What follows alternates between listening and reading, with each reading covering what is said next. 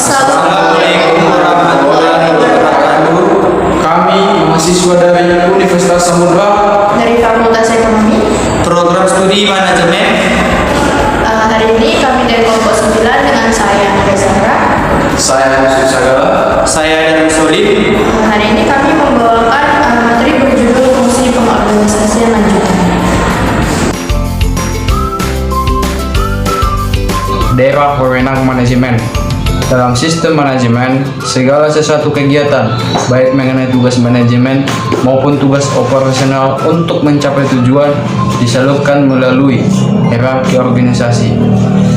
Pembagian kekuasaan dalam organisasi ada 3. Yang pertama, pimpinan tinggi atau top management. Yang kedua, pimpinan menengah atau middle management. Dan yang ketiga, pimpinan bawah atau low management. Dan selanjutnya, manajemen dan pertanggungjawabannya juga terbagi atas dua bidang yang luas, yaitu administrasi dan pelaksana. Yang pertama, daerah kekuasaan manajemen dan pelaksana. Dalam bidang ini terdapat pelaksana bagian seperti pengurus penjualan, pengurus kantor, dan pengurus angkutan yang mempunyai tanggung jawab untuk melaksanakan rencana-rencana yang telah dibuat oleh administrasi. Fungsi utama dari pengurus yang bertanggung jawab itu adalah pengawasan. Kepengurusan merupakan fungsi tentang kepemimpinan yang bertanggung jawab keseluruhan organisasi. 3 tingkatan kepengurusan organisasi, yaitu kepengurusan tingkat tinggi, kepengurusan tingkat menengah, dan kepengurusan pelaksana. Yang kedua, gambaran tugas ketiga tingkatan manajemen. A. Manajemen tingkat atas atau top manajemen adalah grup pembuat kebijaksanaan yang bertanggung jawab atas semua urusan dan suksesnya suatu pekerjaan. Hal ini dibangun oleh board chairman, bertugas sebagai pelaksana penanggung jawab untuk suatu divisi yang besar atau fungsionaris perusahaan, tetapi memikul tanggung jawab terhadap tindakan pelaksanaan usaha serta keseluruhan.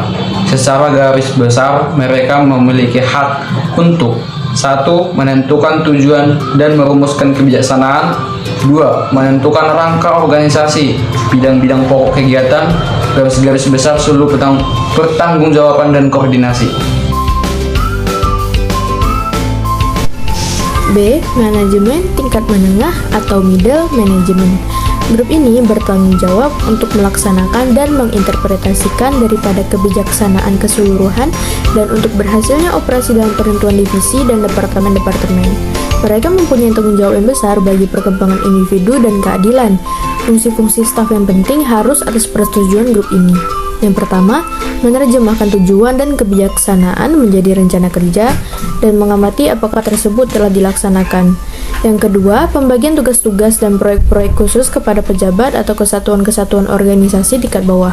Yang ketiga, penentuan prosedur khusus bagi tiap-tiap tugas dan proyek-proyek khusus. Yang keempat, penentuan ancar-ancar, batas waktu bagi pelaksanaannya, serta alat-alat pengawasan dan pimpinan pengawasan.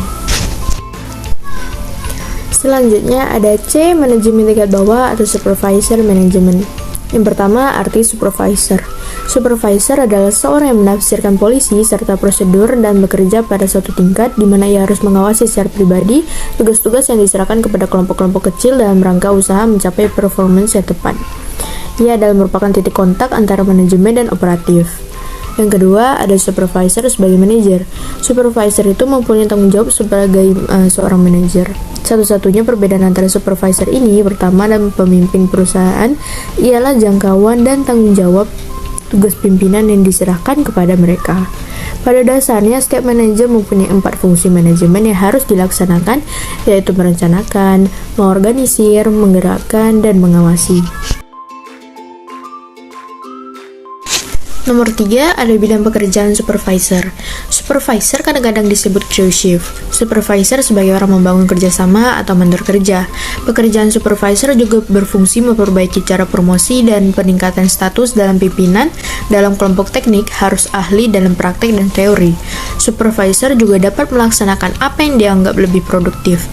Ruang lingkup pekerjaan akan meliputi titik berat pekerjaan lebih banyak daripada membimbing, memelihara hubungan serta koordinasi aktivitas pekerjaan, mengawasi pelaksanaan standar hasil pekerjaan peranan departemen mereka. Terdapat adanya 5 pandangan tradisional tentang peranan supervisor dalam suatu organisasi menurut Kay Davis.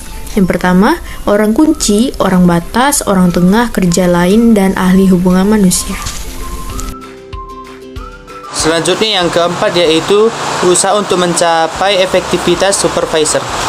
Agar supervisor bermanfaat dan berguna, perlu memperhatikan hal-hal sebagai berikut. Yang A, harus menggunakan tipe kepemimpinan yang disesuaikan dengan situasi yang khas. B, perhatian, pelajari dan bimbing para bawahan. C, berikan keterangan-keterangan berkenan dengan manfaat apa yang dikerjakan. Yang D, hendaklah bersifat objektif, tak memihak dan dengan tulus ikhlas dalam mengerjakan tugasnya. Yang E, teliti anggaran sesuai dengan penggunaannya.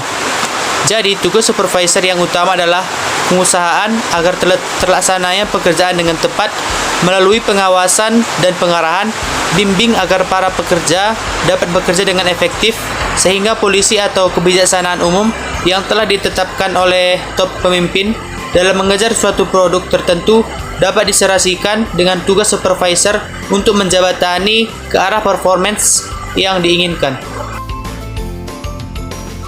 Selanjutnya, pengaturan sumber daya manusia.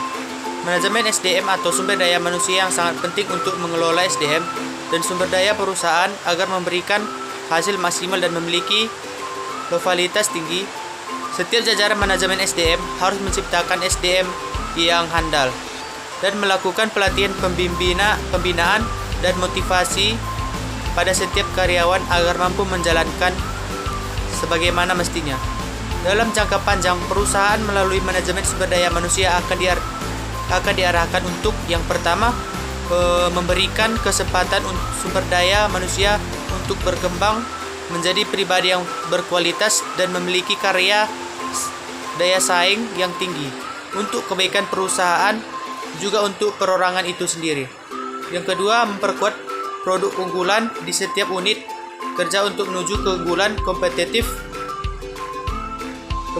dengan menghubungkan keterkaitan sistem produksi, distribusi, dan pelayanan dalam perusahaan.